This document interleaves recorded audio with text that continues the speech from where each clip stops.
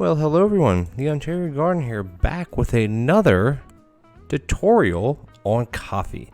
Now, if you remember, way back when, if you go to YouTube, you search TheOntarioGardener Auto Coffee PlateUp, my old video will show up. And it's probably, what, over 2 months old at this point? 3 months old?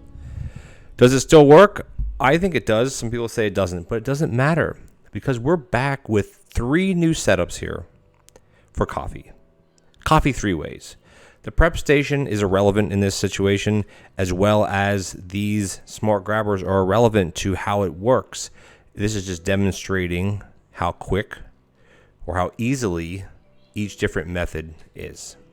So, first method is not automation at all. It's picking up, putting it down. So this is manual, but it's automated pulling, because you can have 5 coffees here. So we're going to test, we're going to go head to head with all 3 of these and see. And I'm going to stand here and actually activate this one, which I can stand here to do it, and just see how fast it takes to fill each one of these up, and you can decide what's best. But if you're looking for auto coffee, you have 2 setups here, and it's actually quite simple, to be honest with you.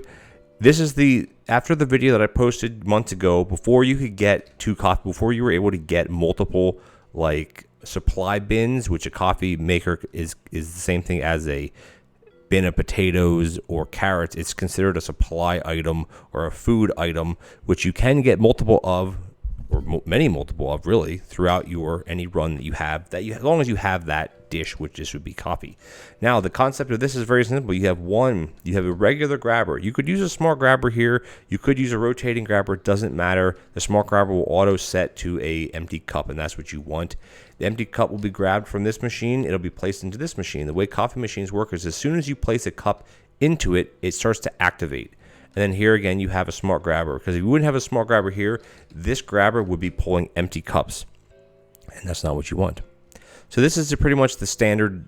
This was the standard, having 2 machines. Now you say, okay, well, what if I'm trying to re-roll and I'm trying to get drops and I don't see one on the blueprint desk? What do I do? Well, this is using 1 grabber and 1 machine. Say you obviously have the 1 machine. Here, you're using 1 grabber, 2 grabbers, 3 grabbers. These are all corner grabbers. Now, do they all have to be corner grabbers? No. Does one of them have to be? Yes. Because if not, then you're not going to make it work. Because otherwise, this one will be facing up, which is fine. This one will face this, which is fine. This one will face down, which is fine, but then nothing can grab in. So realistically, you only need 1 corner grabber. It doesn't matter where you put it. You could put it here. Doesn't matter. As long as you're having 1 corner grabber, you could complete this setup. And this is basically a 2x2 setup. Now, with this, though, you have to have an out. Because if you don't, this will back up.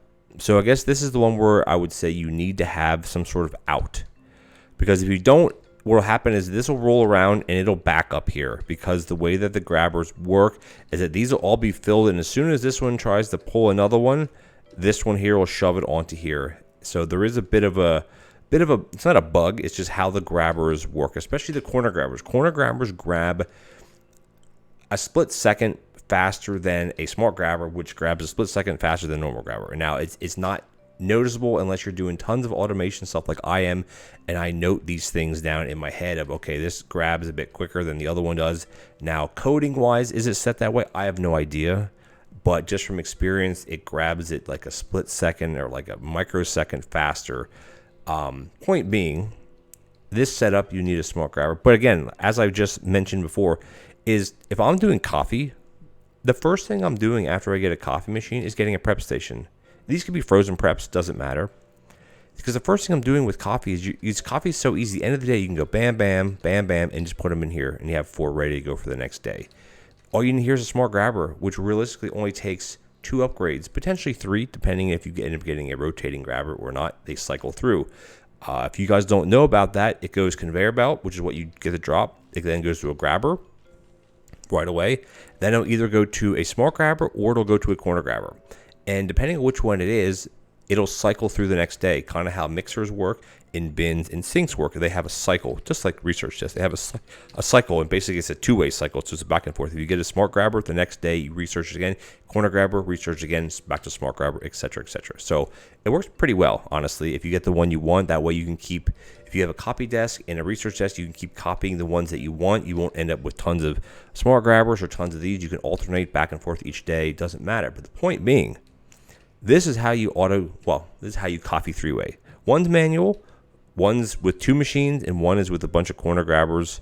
Could be regular grabbers, but corner grabbers is the best I've found because look how compact this is. If you're looking for space savings, this is a 2x2. This is a 1x3, and this up here, actually, this you have to count this because you do need this. So this is almost a 3x2, 1x3, so twice as much, block space in a sense. And then this is a 1x1 basically. So what we're going to do is I'm going to stand up here and I'm going to activate the top one. The 2 automatic ones below will activate themselves. So we'll do a little bit of a time test here just to see how long it takes each one of these to fill up. Oh, already I'm a little behind on that one, which is fine. And you might actually be surprised which one's faster. You're already seeing which one's faster, right? It's manually. You know why? Because, well, actually, no, wait. The automatic one's catching up. Nope, manual is faster than this one and then this one. But, I mean, to be honest with you, is there really a difference? No, it's not. You're not serving 4 coffees in 3 seconds. You're not doing that. Now, the manual one, again, it's manual, so you have to actually do it. But if you're looking for speed comparison, it's faster than the other 3 if you have someone standing here in the beginning of the day. If not, you won't. And the problem with the manual one, as soon as you take a coffee out, I can't put it anywhere, you have to go back to the machine and reactivate it again.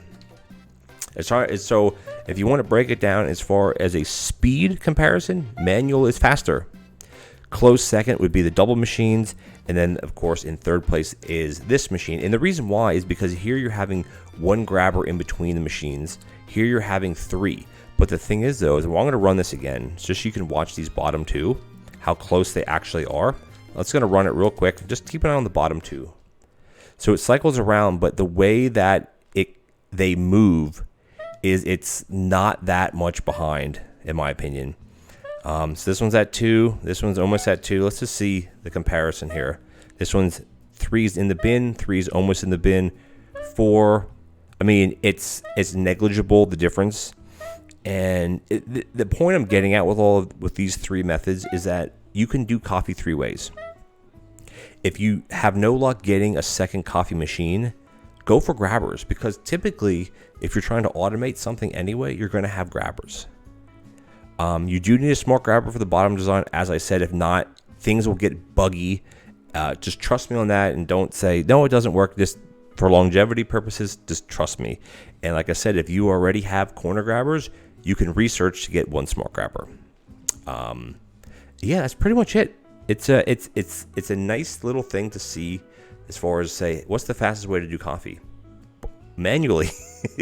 Manually is the best way, the fastest way. Is it the easiest? No. Is it the most labor intensive? Yes. Fastest? Yes. So it depends on what you're at. But for me, if I would pick one, honestly, I would probably pick this if you get your hands on this. I believe coffee machines are 20 coins. This is 60. This is 20. This is 60. So under 150 coins or whatever that is, plus the prep station, you have coffee. These would be 60, 60, 60, 60, plus 1, which you have to, you actually buy, you don't have to buy this one. That one's free, just like this one's free. So anyway, cost is negligible. If you're at the stage where you can automate coffee, you likely have enough coins where it doesn't really matter. So let's zoom back out here. And that's basically it. I'm the ghost. I'll always be the ghost.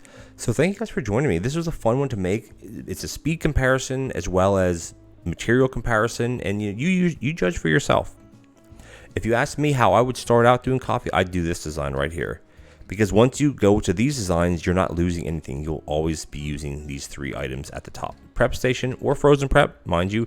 Smart grabber, which you need to be a smart grabber. And then your coffee machine, which you get when you take coffee. So thank you guys so much for joining me. If you enjoyed this fun little tutorial, please consider leaving a follow.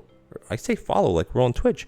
Please consider leaving a subscribe to my channel. It'd be much appreciated. I'm really trying to push out some nice quality content, some fun content for you guys, helpful content for you guys. So if you're lurking in the shadows, please consider leaving me a subscribe. We'd much appreciated. Also, leave a like and a comment on this video if you enjoyed it or any of my other tutorials in this playlist or in this series.